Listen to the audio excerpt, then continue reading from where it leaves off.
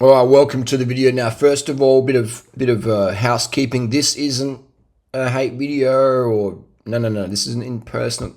If this is your advert, I'm critiquing. Don't take it personal. I'm just critiquing the advert, not you. Let's get into it because it's going to be a harsh one. This is going to be a burn down. Got the Rona. It is a Cannondale CX9. So this is like a what's this 2009 model. 2009, it's 2000. It's over a decade old. It looks to be in a reasonable condition.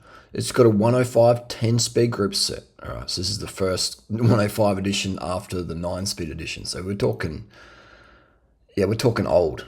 This could even be. This is 2005 model. It's an old bike. All right, and they're chasing basically $3,000 Australian.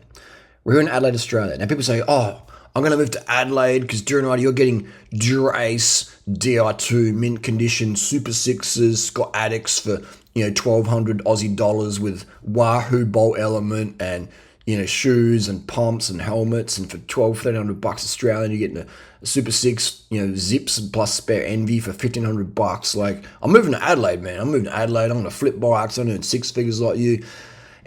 It's not how it is, but it is how it is, all right? So people just think, oh, the bikes are super cheap in Australia. No. The bikes are super cheap anywhere in the world, all right? Like, when things are sold at market value, they sell really quickly.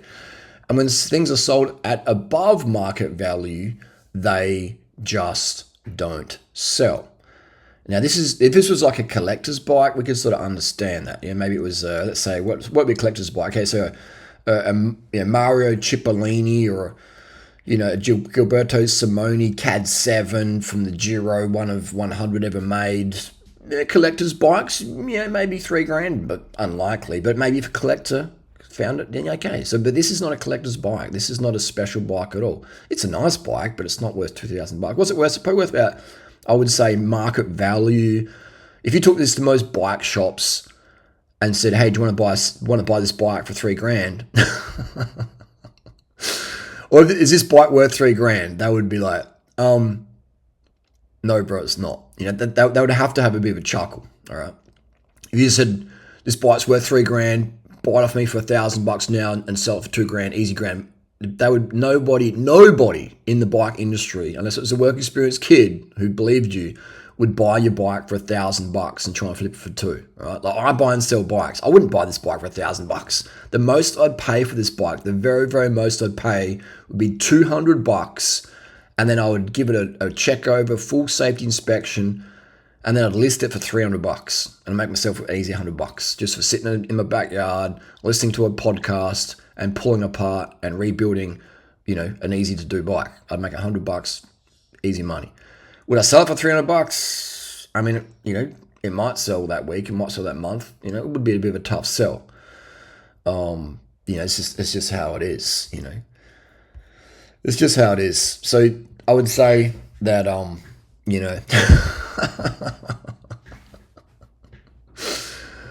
and that saddle is a very bad choice. That's probably why this bike hasn't been ridden that much. But yeah, again, this is just the deal. People are in la la land. People go to a bike shop and they think, oh, the bikes are sold out. You can't get bikes anymore. That means my 10-year-old bike is worth more than retail price. This bike is literally listed at more than it would have sold for maybe $1,500 on sale. Here in Adelaide, because CX bikes don't sell that well. Yeah, and this guy's, this person has thinking, I'm going to put double the sale price on my bike from 10 years later. And it's not collectible, all right? Now, if this was like a brand new NOS, freaking Elon Musk signed Cannondale, then okay, maybe it's something a bit worthy, But no, it's just a run-of-the-mill bike worth $200. And but yeah, that's the deal. That's what we're talking about. But again, you try and communicate that to people, all right? They will take a great offense. They will take great offense to that because they believe in their la-la land that this is how it is. That's their reality. That's their frame. No, my bike is $3,000, or no, my bike is worth $5,000 or whatever. My bike is... one guy was selling a Venge McLaren for 15 grand recently here in Australia, in Adelaide. 15 grand. Had it listed for $15,000. He became a meme lord in the Facebook group for a bit there, Eventually he sold it for $4,500. All right, so he dropped by $10,500. And $4,500, that's a pretty good price to get, like for a bike so old.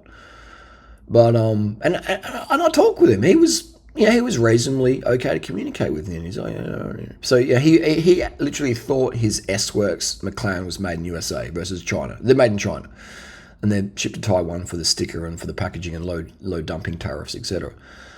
But yeah, generally people, like this, they're very, very hard to communicate with. They will never ever sell the bike. They'll probably have it listed in 10 years' time for $3,000. So no, my bike's worth $3,000. It's a collector's item now, dude. It's not. It's never going to be. This is never going to be a collector's item.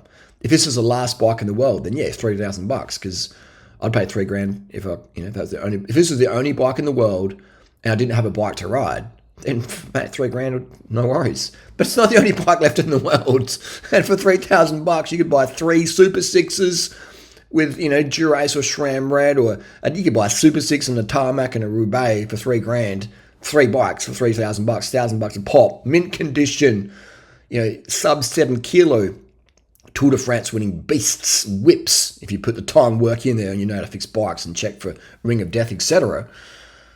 But, just saying, so stop saying, oh, the bikes are really cheap in Australia, here in Denmark, here in, Chicago, the bikes are really... No. There's deals everywhere, right? If there's bikes, there's deals. And if there's bikes, there's dreamers, all right? It's okay. It's part of the deal. Deals and dreamers, all right? Facebook, deals and dreamers.